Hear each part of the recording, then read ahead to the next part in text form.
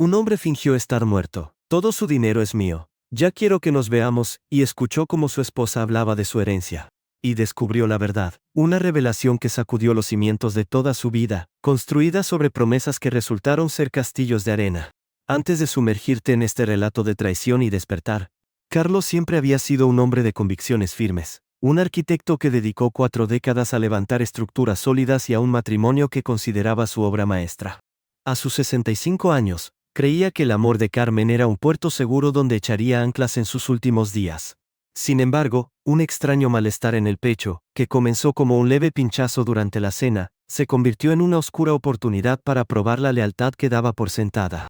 Esa noche, tras un desmayo controlado en la sala de estar, Carlos decidió no abrir los ojos. No fue algo planeado de antemano, sino más bien un instinto de supervivencia emocional que lo obligó a mantener la respiración uniforme y los músculos relajados cuando sintió que Carmen se acercaba a su cuerpo tendido en la alfombra. Esperaba gritos de desesperación, manos febriles buscando el pulso o el sonido de una llamada urgente a emergencias. En cambio, el silencio que llenó la habitación fue más frío que el mármol. Escuchó los pasos de su esposa alejándose con una calma aterradora, el tintineo del hielo en un vaso y, finalmente, el clic del desbloqueo del teléfono móvil. Carlos, con el corazón latiendo contra las costillas, se obligó a permanecer inmóvil, convirtiéndose en una estatua de carne y hueso en su propia casa. La voz de Carmen, usualmente dulce y compasiva, surgió con un tono de acero y satisfacción que le heló la sangre. «Ya está hecho, Diego», dijo ella, y el nombre de ese desconocido golpeó a Carlos como un impacto físico. Cayó. «No creo que sobreviva esta noche. Por fin, después de tantos años actuando el papel de esposa devota, todo este imperio será nuestro». Carlos sintió como la tierra se hundía bajo sus pies.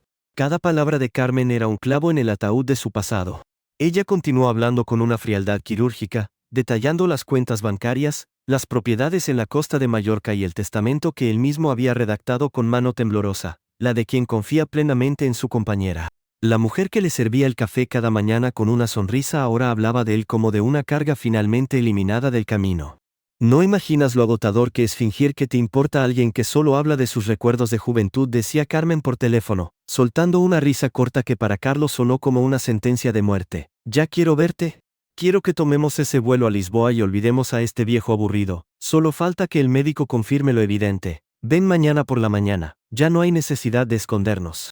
El dolor en el pecho de Carlos ya no era físico, era la ruptura del alma de un hombre que descubre que ha vivido una mentira perfectamente orquestada. Mientras escuchaba cómo Carmen planeaba los detalles de su duelo público, cómo usaría la pena para ganarse la simpatía de los socios y cómo liquidaría el negocio familiar en cuestión de semanas, Carlos luchaba contra el impulso de levantarse y gritar, pero algo en su interior, esa chispa de inteligencia que lo había hecho un empresario exitoso, le advirtió que el peligro era real.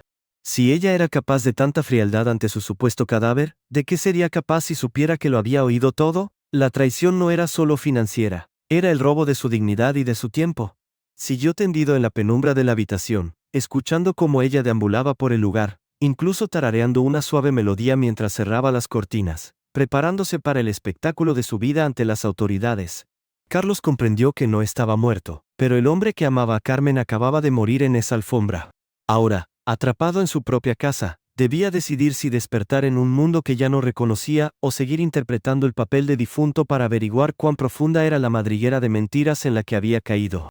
La urgencia de huir chocaba con la necesidad de justicia, mientras el sonido de un coche deteniéndose frente a la casa indicaba que ese Diego podía estar más cerca de lo que imaginaba, dejando a Carlos en la oscuridad total, preguntándose si saldría vivo de esa habitación donde su vida se derrumbaba. El chirrido de la puerta principal al abrirse resonó en los oídos de Carlos como un disparo de cañón, obligándola a sumergirse aún más en su fingido sueño letárgico. Escuchó pasos pesados, distintos a los de Carmen, acercándose con una familiaridad aterradora que le revolvió el estómago. Era Diego. Al sentir la presencia de ambos sobre él, Carlos experimentó un horror gélido. Podía oler el perfume de su esposa mezclado con el aroma a tabaco de ese desconocido. «¿Segura de que no respira?», preguntó el hombre con voz ronca, desprovista de cualquier rastro de remordimiento. Carmen soltó un suspiro de impaciencia que hirió a Carlos más que cualquier insulto. «Míralo, Diego, está pálido y frío». El esfuerzo de la cena finalmente destrozó su frágil corazón. «Mañana seremos libres». Con una voluntad forjada por décadas de disciplina, aprovechó el momento en que ambos se dirigieron a la cocina para celebrar con una copa de vino. Con movimientos felinos y silenciosos, se arrastró hasta el despacho lateral, logrando llegar a su teléfono de repuesto guardado en el cajón del escritorio. No llamó a la policía de inmediato. Llamó a su abogado y viejo amigo de la infancia, pidiéndole que trajera a un notario y a un oficial de confianza a la dirección de inmediato bajo el pretexto de una emergencia de vida o muerte. Carlos regresó a su posición inicial justo antes de que la pareja volviera a la sala. El juego de sombras continuó durante una hora que pareció una eternidad, escuchando cómo planeaban vender la villa en Sevilla y repartir sus ahorros como buitres sobre la presa. La llegada de las luces de un coche iluminando la ventana marcó el fin de la farsa. Cuando los golpes en la puerta resonaron, Carmen, con una actuación digna de una tragedia griega, comenzó a sollozar ruidosamente antes de abrir. «Oh, doctor, vengan rápido, mi marido no responde», gritaba mientras dejaba pasar a las autoridades. Pero al entrar en la sala, la escena que encontraron no era la que esperaba Carmen. Carlos no estaba tendido en el suelo. Estaba sentado en su sillón favorito con una mirada de calma aterradora, sosteniendo en la mano un grabador que reproducía, palabra por palabra, la confesión de amor y codicia de su esposa. El silencio que siguió fue sepulcral. El rostro de Carmen se transformó de una máscara de dolor en una mueca de horror absoluto, mientras Diego intentaba retroceder hacia la salida, solo para ser interceptado por los oficiales. «La herencia de la que hablabas, Carmen, ya no existe para ti», dijo Carlos con voz firme que no tembló ni una vez. «Acabo de firmar la revocación de cada beneficio, protegido por la cláusula de indignidad que mi abogado sugirió incluir hace años, casi como un presentimiento». No hubo gritos de odio por parte de Carlos, solo una profunda decepción que le confería una dignidad inalcanzable. Mientras veía cómo se llevaban a los dos detenidos para interrogarlos por cargos de no prestar auxilio y conspiración, Carlos sintió cómo se le quitaba de los hombros un peso de toneladas. Solo en la inmensidad de su casa, salió al balcón para respirar el aire fresco del amanecer.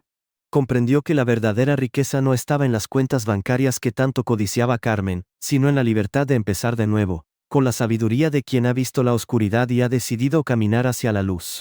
A sus 65 años la vida no terminaba. Simplemente se deshacía de lo que ya no servía para florecer con una verdad inquebrantable.